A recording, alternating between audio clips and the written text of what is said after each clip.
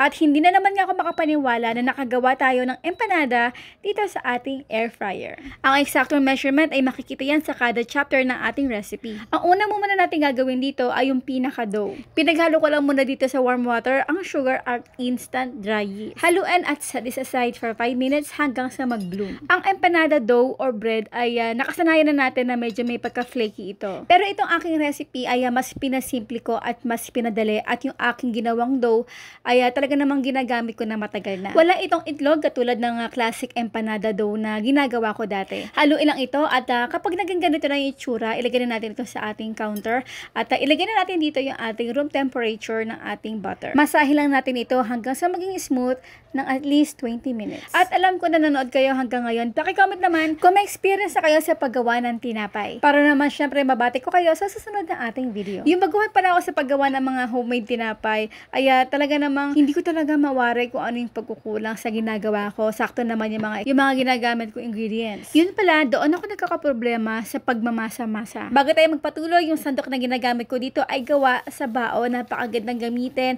at hindi nakakasira sa mga non-stick pan or cast iron na ginagamit ko. Kaya naman kung gusto niyo magkaroon nito, makikita ang link sa comment box section. Lagi kasi sinasabi na masahin daw ito ng mga 7 to 8 minutes. Pero hindi ko yun na-realize or hindi ko naisip na ang ginagamit pala ng ibang mga pinapanood ko sa dati sa YT ay mga kneading machine. Since nawala ako noon, kaya naman nagmamasa ako manually. Pero pag manually pala ay kailangan ay masahin natin ito for at least 15 minutes. Since medyo mag-aang na yung aking kamay, kaya dinadagdagan ko pa ito ng plus 5 minutes. Kapag nasanay naman kayo at ilang beses nyo itong ginawa, ay mafe-feel nyo na kung kailan kayo i-stop kasi mafe-feel nyo nga sa inyong kamay na ito ay smooth na. Kada isang dough ay may sukat itong 35 to 36 grams each.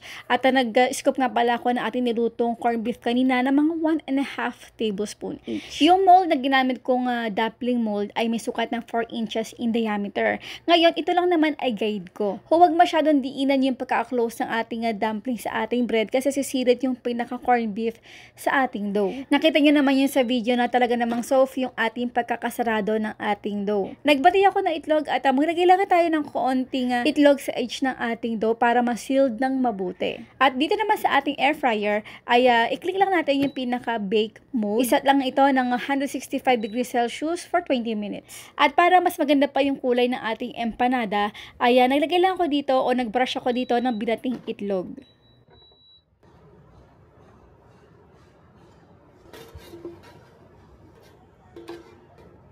Sa mga gusto mag-request na kung ano gusto nyo gawin natin dito sa ating page, pakicomment naman sa comment box section at kung ano pa yung mga gusto nyo lutuin natin using air fryer. Wag kayo maya. Okay?